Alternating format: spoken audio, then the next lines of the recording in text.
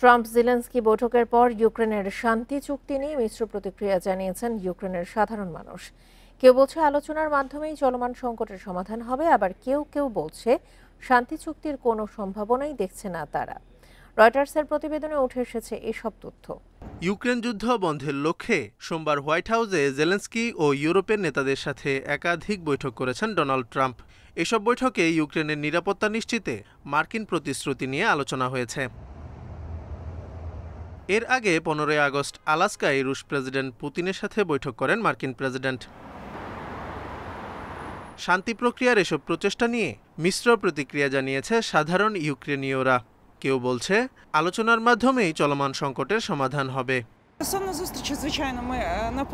অবশ্যই আমরা আশাবাদী। আমরা বিশ্বাস করি আলোচনার মাধ্যমে এই সংকটের সমাধান হবে। পরবর্তী বৈঠকে কি পদক্ষেপ নেওয়া হবে তা দেখার জন্য অপেক্ষা করছি। আবার শান্তি প্রতিষ্ঠার সম্ভাবনা নিয়ে সন্দেহ প্রকাশ করেছে কেউ কেউ। এখনো শান্তির গন্ধ পাচ্ছি না। পুতিন যুদ্ধবিরতিতে রাজি হবেন বলে মনে হচ্ছে না। তবে সত্যিই চাচ্ছি সবকিছু শান্তিপূর্ণভাবে শেষ হোক। শান্তি প্রক্রিয়ার পরবর্তী পদক্ষেপ হিসেবে পুতিন ও জেলেনস্কির মধ্যে একটি বৈঠক আয়োজনের ঘোষণা দিয়েছেন ট্রাম্প।